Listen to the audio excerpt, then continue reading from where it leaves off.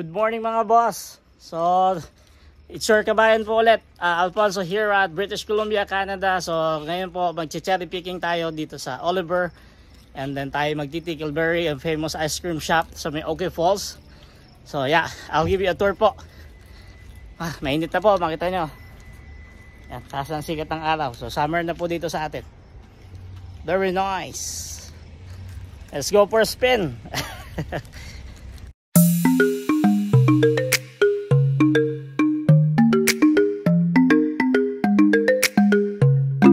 So first destination po natin, Okanagan Falls.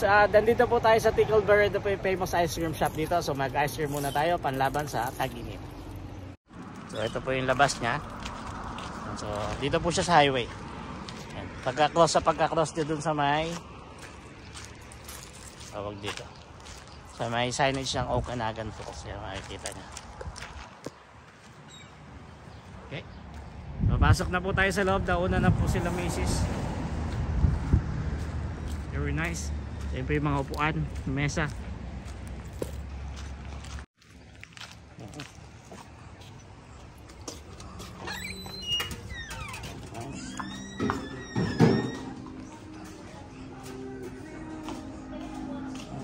Yun, buti maaga tayo, wala pa masyadong tao. Ayan po yung paligid. Uy, kala ko may stage na naman eh. So ayan po yung may-ari.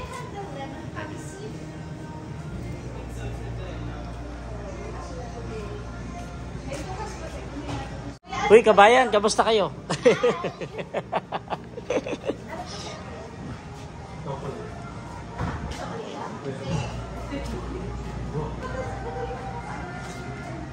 Oh, palayo yata ako.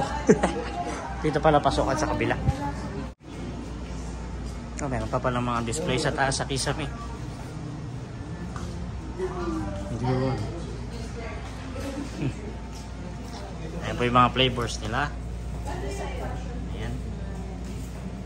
Yung pila. Ice cream nila.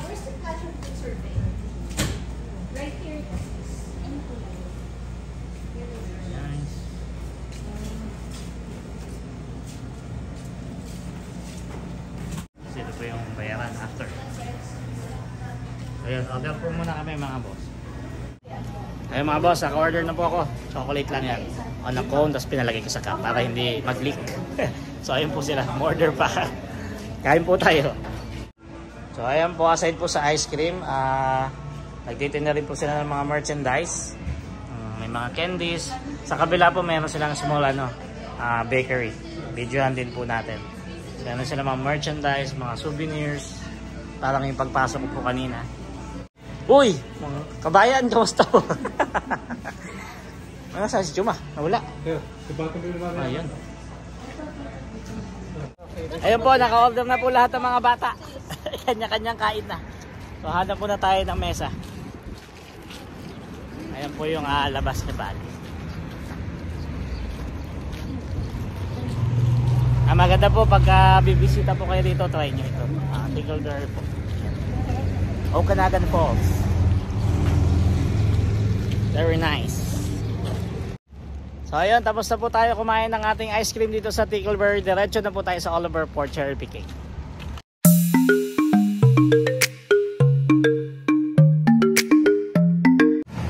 Andito na po tayo sa sign po dito sa Oliver.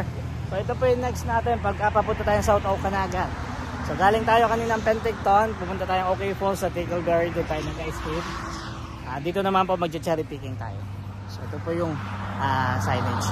Oliver, wine capital po ng Canada. Ayan. Sayang po, minsan ito may mga bunga para makapag-picture sana tayo.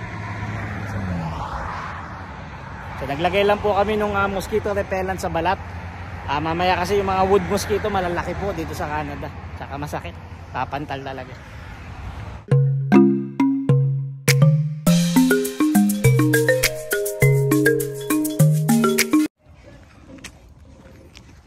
Ayun, medyo nakachamba naman po tayo. May isa pang U-pick dito sa Oliver. Kasi maliliit pa yung iba eh. So buti nakachamba tayo na may open na. Kahit paano meron ng mga medyo malalaking cherries. Ayan po yung misis ko. Ready to fight. Dapat ikaw na lang. So ayun mga boss. Simulan na po ang ating laban. Ayan po yung mga cherries, makita nyo. Medyo maliliit pa, saka hindi pa masyadong hinogski. Yan, ito ba dyan? So ayun, may kanya-kanya po kaming bakit. Bakit nga po tayo nandito? Sabi niyo 200 Yan. lang. Mamimitas-mitas po muna kami.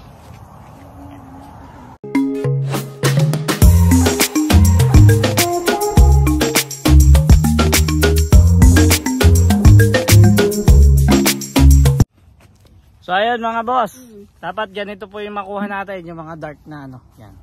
Para matamis-tamis na siya.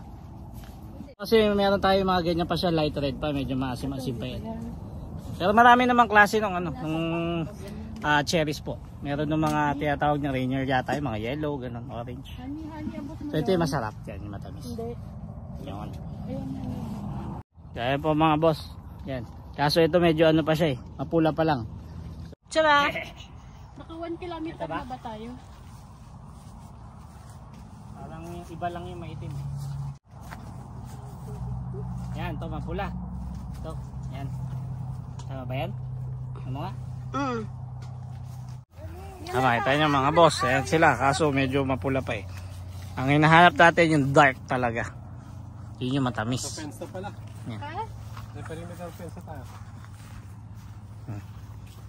Ito yung mga nakatapat yung araw, baka meron dito. Masarap kasi na ano ng araw. Ito oh. Oh, dark na dark oh. Dapat pala dito tayo nag-picture, honey. Kaya picture lang kayo dito. Tuna. Oh, sige. Video po ito. Sa mga ulo ng nagbabagang balita.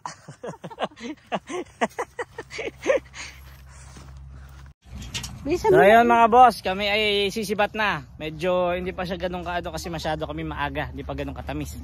So konti lang muna kinuha namin yan. Tapos meron din sila po doon. Para lang ma-experience. Balik kami next week pag medyo okay na. Kailangan po kasi mainit na mainit eh. Yan. So, ito po yung basket. Ay, thank you. Yan. So ayan po yung mga cherries. Kita nyo. Ano siya? Yan. Yan din po. Marami-rami rin siya. Yun lang hindi pa siya ganun kahinog eh. Babalik na lang tayo maulit. Pili naman naman pag kumuha ko.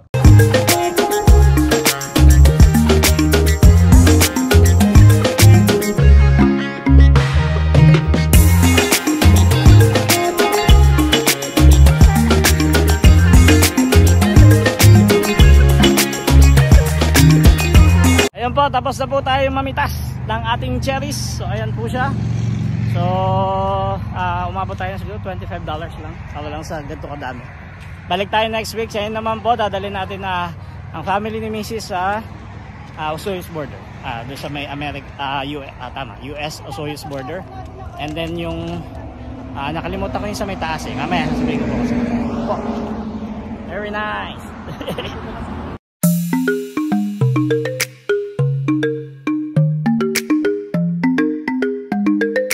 So andito na po tayo sa view deck dito sa Osoyoos.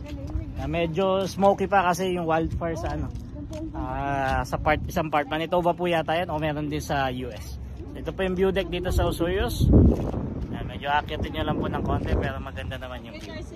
Yan. So ayan po sa baba, yan po yung Osoyoos.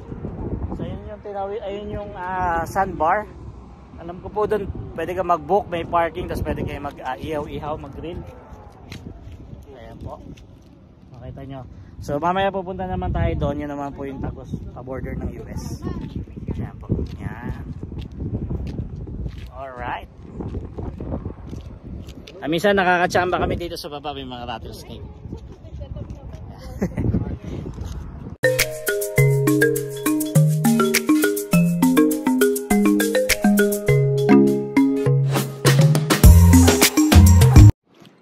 Ayan mga boss, so, nandito na po tayo sa Osoyoos. Nandito po tayo sa may border ng US. So makikita nyo, yun po yung flag. Ang kanila American flag. Kita nyo, yan.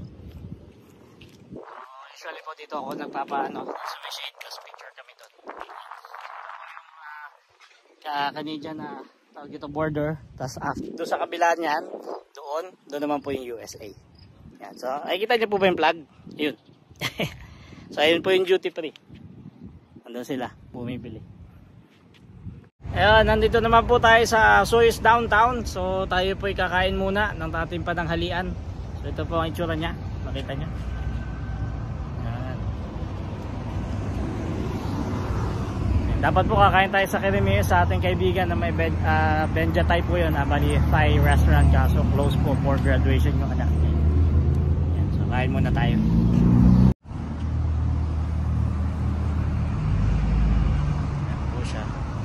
So, ito po yung warmest place dito eh. Okanagan. Makikita niya yung downtown. So, mamaya video ko po ulit pag drive tayo pabalik. Kaya muna tayo dito. Nandito na po tayo sa Spotted Lake. Between, ano po ito eh, Osorio to Quirimios. So, ayan po siya. So, bawal po siyang tawag dito, mag-go through, may gate siya sa kabakod. So, ayan po. Naka-preserve na po kasi siya. Ayan. Kung makikita nyo yung Spotted Lake mismo. Ayan po. Yan. Different minerals daw po yan eh. Yan. Okay. Kita ko lang daanan.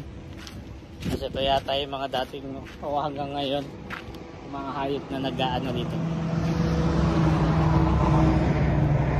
Pakita ko pa po one more time. Yan. Yeah. So, sibat na po tayo. At naka-picture na rin tayo. Diretso na po tayo uwi ng Penticton. Ayun mga boss. So, nakauwi na po tayo sa ating tinitirahan dito sa Penticton. Tawag dito.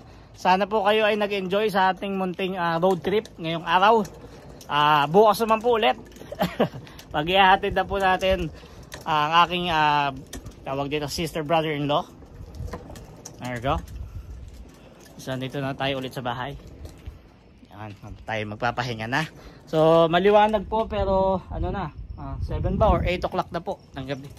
So usually pag summer dito hanggang 10, 11 doon siya nagdidilim. So ayun po, ito po ang inyong kabayan Alfonso dito sa British Columbia, Canada. Bye bye.